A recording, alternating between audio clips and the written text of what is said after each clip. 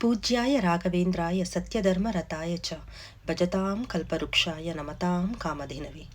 ಎಲ್ರಿಗೂ ನಮಸ್ಕಾರ. ಹೇಗಿದ್ದೀರಾ? ಶ್ರೀರಾಯರ ಕೃಪೆಯಿಂದ ನೀವೆಲ್ಲರೂ ಚೆನ್ನಾಗಿರ್ತೀರಾ ಅಂತ ಅಂದ್ಕೊಂಡಿದ್ದೀನಿ. ವೀಕ್ಷಕರೇ, ನನ್ನ ಇಂದಿನ ವಿಡಿಯೋದಲ್ಲಿ ಹೇಳ್ದಂಗೆ ಇವತ್ತು ನಾನು ನನ್ನ ಜೀವನದಲ್ಲಿ ಆಗಿರುವಂತಹ ರಾಯರ ಪವಾಡದ ಬಗ್ಗೆ ಮಾತಾಡ್ತಾ ಇದ್ದೀನಿ. ನನ್ನ ಜೀವನದಲ್ಲಿ ನಡೆದಿರೋ ಹಾಗೆ ಎಲ್ಲರ ಜೀವನದಲ್ಲೂ ಕೂಡ ಏನಾದರೂ ಒಂದು ಪವಾಡ ಆಗೇ ಆಗಿರುತ್ತೆ. ರಾಯರನ್ನ ನಂಬದವ್ರ ಜೀವನದಲ್ಲಂತೂ ಖಂಡಿತವಾಗ್ಲೂ ಒಂದು ಪವಾಡ ನಡೆದಿರುತ್ತೆ. ನಿಮ್ಮ ಜೀವನದಲ್ಲಿ ಏನಾದರೂ ಈ ಥರ ಪವಾಡಗಳು ನಡೆದಿದ್ರೆ ಅದು ನಾನು ವಿಡಿಯೋದಲ್ಲಿ ಹೇಳ್ದಂಗೆ ಸಣ್ಣದಾದ್ರೂ ಆಗಿರ್ಬೋದು, ದೊಡ್ಡದಾದರೂ ಆಗಿರ್ಬೋದು, ಯಾವುದಾದ್ರೂ ಪರವಾಗಿಲ್ಲ. ಆ ಪವಾಡದ ಬಗ್ಗೆ ನೀವು ಖಂಡಿತವಾಗ್ಲೂ ನನ್ನೊಂದಿಗೆ ಹಂಚ್ಕೋಬೋದು ಕಮೆಂಟ್ ಸೆಕ್ಷನಲ್ಲಿ. ನಿಮಗೆ ನಿಮ್ಮ ಜೀವನದಲ್ಲಿ ರಾಯರು ಯಾವ ರೀತಿ ಪವಾಡ ಮಾಡಿದ್ದಾರೆ ಅಂತ ಖಂಡಿತವಾಗ್ಲೂ ನೀವು ನನ್ನ ಹತ್ರ ಹೇಳ್ಕೊಳ್ಳಿ. ನಾನು ಅದನ್ನು ನನ್ನ ಮುಂದಿನ ವಿಡಿಯೋದಲ್ಲಿ ಇನ್ನೂ ಹೆಚ್ಚಿನ ಮಟ್ಟಿಗೆ ರಾಯರ ಭಕ್ತರಲ್ಲಿ ಅದನ್ನು ತಲುಪಿಸೋದಕ್ಕೆ ಪ್ರಯತ್ನ ಪಡ್ತೀನಿ. ಬನ್ನಿ ಹಾಗಾದರೆ ನನ್ನ ಜೀವನದಲ್ಲಿ ನಡೆದಿರುವಂತಹ ನನ್ನ ರಾಯರ ಪವಾಡದ ಬಗ್ಗೆ ಈಗ ತಿಳ್ಕೊಳ್ಳೋಣ. ಅವತ್ತು ಗುರುವಾರ, ಇದು ಒಂದು 4-5 ವರ್ಷಗಳ ಹಿಂದೆ ನಡೆದಂತಹ ಘಟನೆ. ನನ್ನ ಜೀವನದಲ್ಲಿ ಮೊದಲನೇ ಸರಿ ನನಗೆ ಆದಂತಹ ಅನುಭವ ರಾಯರ ಪವಾಡದ್ದು. ನಾನು ಅವತ್ತು ಗುರುವಾರ ರಾಯರ ಮಠಕ್ಕೆ ಹೋದೆ. ಸಾಮಾನ್ಯವಾಗಿ ನಾನು ಕೆಲಸಕ್ಕೆ ಹೋಗೋವಾಗ 5th ಬ್ಲಾಕಲ್ಲಿರುವಂತಹ ರಾಯರ ಮಠಕ್ಕೆ ಹೋಗ್ತೀನಿ. ಏಕೆಂದರೆ ನಮ್ಮ ಮನೆ ಹತ್ರ ಯಾವುದೂ ಹತ್ರದಲ್ಲಿ ರಾಯರ ಮಠ ಇಲ್ಲ. ಹಾಗಾಗಿ ಕೆಲಸಕ್ಕೆ ಹೋಗೋವಾಗ ಫಸ್ಟ್ ನಾನು ರಾಯರ ಮಠಕ್ಕೆ ಹೋಗಿ ಅಲ್ಲಿ ನಮಸ್ಕಾರ ಮಾಡಿಕೊಂಡು ನಂತರ ನಾನು ಕೆಲಸಕ್ಕೆ ಹೋಗೋದು. ಅವತ್ತು ಏನೋ ವಿಶೇಷ ಇತ್ತು ಅಂತ ಅನಿಸುತ್ತೆ. ತುಂಬಾ ಜನ ಸೇರಿದ್ರು ರಾಯರ ಮಠದಲ್ಲಿ. ನಾನು ಗೊತ್ತಿಲ್ಲ, ಒಳಗಡೆ ಹೋಗಿ ನಾನು ರಾಯರ ಪ್ರದಕ್ಷಿಣೆ ಹಾಕಿದೆ. ಮತ್ತು ಅಲ್ಲಿ ಮುಂದೆ ಒಂದು ರಾಯರ ಮೂರ್ತಿಯನ್ನು ಇಡ್ತಾರೆ. ಆ ಒಂದು ಮೂರ್ತಿಯನ್ನು ನಿಜವಾಗ್ಲೂ ಒಳಗಡೆ ನಾವು ಎಂಟ್ರೆನ್ಸ್ ಹೋದ ತಕ್ಷಣ ನನ್ನ ರಾಯರ ಕೈ ಹಿಡ್ಕೊಂಡ್ರೆ ಸಾಕು, ಒಂದು ಪಾಸಿಟಿವ್ ಎನರ್ಜಿ ನಮಗೆ ಸಿಗುತ್ತೆ. ಆ ಮೂರ್ತಿದು ತುಂಬಾ ಒಂದು ಧೈರ್ಯ ಬರುತ್ತೆ. ಅಂದರೆ ಇವಾಗ ನಮಗೆ ದಾರಿ ಗೊತ್ತಿಲ್ಲದೆ ಇದ್ದಾಗ ಒಬ್ಬ ತಂದೆ ಕೈ ಹಿಡ್ಕೊಂಡು ಮಕ್ಕಳನ್ನ ಕರ್ಕೊಂಡು ಹೋಗ್ತಾರೆ ನೋಡಿ, ಆ ರೀತಿ ಒಂದು ಫೀಲ್ ಆಗುತ್ತೆ. ಸೊ ನಾನು ಫಸ್ಟು ಹೋದ ತಕ್ಷಣ ನನ್ನ ರಾಯರಿಗೆ ನಮಸ್ಕಾರ ಮಾಡಿಬಿಟ್ಟು ರಾಯರ ದರ್ಶನ ಪಡ್ಕೊಂಡು ಮಂತ್ರಾಕ್ಷತೆ ತಗೊಂಡು ರಾಯರ ಪ್ರದಕ್ಷಿಣೆ ಮಾಡಿ ಅಲ್ಲೆಲ್ಲೋ ಒಂದು ಜಾಗದಲ್ಲಿ ನನಗೆ ಸ್ವಲ್ಪ ಜಾಗ ಸಿಕ್ತು. ಆ ಜಾಗದಲ್ಲಿ ಕೂತ್ಕೊಂಡೆ. ನಾನು ರಾಯರ ಮಠಕ್ಕೆ ಹೋದಾಗ 108 ಸರಿ ಓಂ ಶ್ರೀ ರಾಘವೇಂದ್ರಾಯ ನಮಃ ಅಂತ ಮನಸ್ಸಿನಲ್ಲೇ ಪ್ರಾರ್ಥನೆ ಮಾಡಿಕೊಂಡು ನಂತರ ನಾನು ಎದ್ದು ಆಚೆ ಬರ್ತೀನಿ. ಆ ರೀತಿ ಕೂತ್ಕೊಂಡು ಪ್ರಾರ್ಥನೆ ಮಾಡ್ಕೊಳ್ಳೋವಾಗ ಸುಮಾರು 1 ನಿಮಿಷ 2 ನಿಮಿಷ ಕಳೆದ ಮೇಲೆ ಯಾರೋ ಬಂದು ನನ್ನ ಭುಜದ ಮೇಲೆ ಕೈ ಹಾಕಿದಾಗ ಆಯಿತು.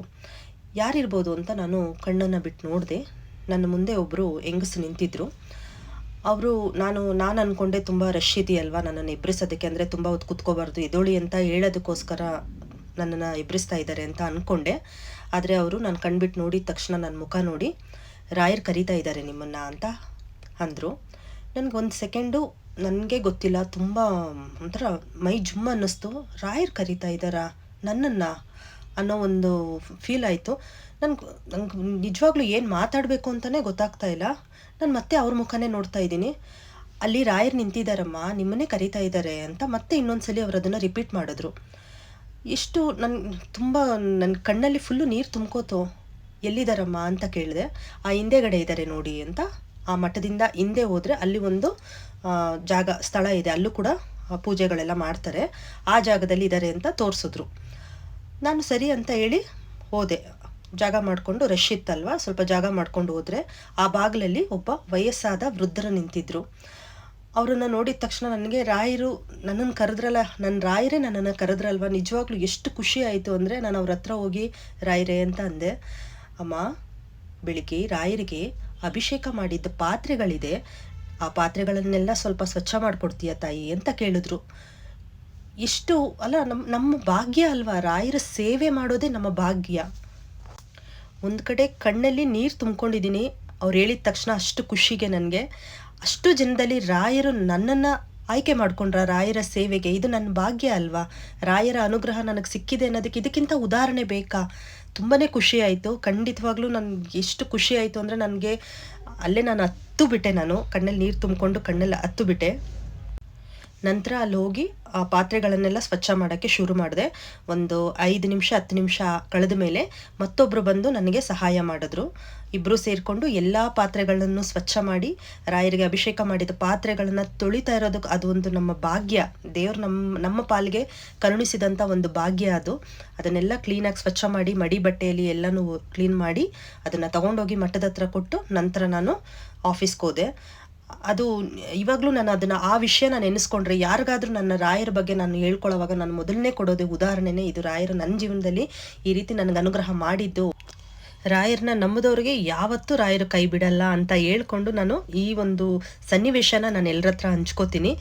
ಈ ಥರ ತುಂಬ ನಡೆದಿದೆ ನನ್ನ ಜೀವನದಲ್ಲಿ. ಇದು ಒಂದು ಮೊದಲನೇ ಘಟ್ಟ ಇದಷ್ಟೇ. ಈ ರೀತಿ ಪವಾಡಗಳು ತುಂಬಾ ನಡೆದಿದೆ, ಒಂದಲ್ಲ ಎರಡಲ್ಲ, ತುಂಬಾ ನಡೆದಿದೆ ನನ್ನ ಜೀವನದಲ್ಲಂತೂ. ಖಂಡಿತವಾಗ್ಲೂ ನಾನು ಮುಂದೆ ವಿಡಿಯೋಗಳಲ್ಲಿ ನಿಮಗೆ ಅವಾಗವಾಗ ಯಾವ್ಯಾವ ರೀತಿ ಪವಾಡಗಳು ರಾಯರು ನನಗೆ ಮಾಡಿದ್ದಾರೆ ಅನ್ನೋದನ್ನು ಖಂಡಿತವಾಗ್ಲೂ ನಾನು ಹಂಚ್ಕೋತೀನಿ ನಿಮ್ಮ ಜೊತೆ. ಅದೇ ರೀತಿ ನಿಮ್ಮ ಜೀವನದಲ್ಲಿ ಈ ರೀತಿ ಒಂದು ಘಟನೆಗಳು ಪವಾಡಗಳು ಯಾವುದಾದ್ರೂ ನಡೆದಿದ್ರೆ ಖಂಡಿತವಾಗ್ಲೂ ನೀವು ನನ್ನ ಜೊತೆಗೆ ಹಂಚ್ಕೊಳ್ಳಿ. ನಾವೆಲ್ಲರೂ ಸೇರಿ ರಾಯರ ಬಗ್ಗೆ, ರಾಯರ ಪವಾಡದ ಬಗ್ಗೆ, ರಾಯರ ಮಹಿಮೆಯ ಬಗ್ಗೆ ಇಡೀ ಪ್ರಪಂಚಕ್ಕೆ ಸಾರೋಣ.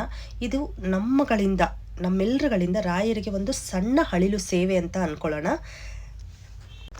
ನೋಡಿದ್ರಲ್ವಾ ವೀಕ್ಷಕರೇ ಈ ಒಂದು ಪವಾಡ ಯಾವ ರೀತಿ ಇತ್ತು ಅಂತ ಹೇಳಿ.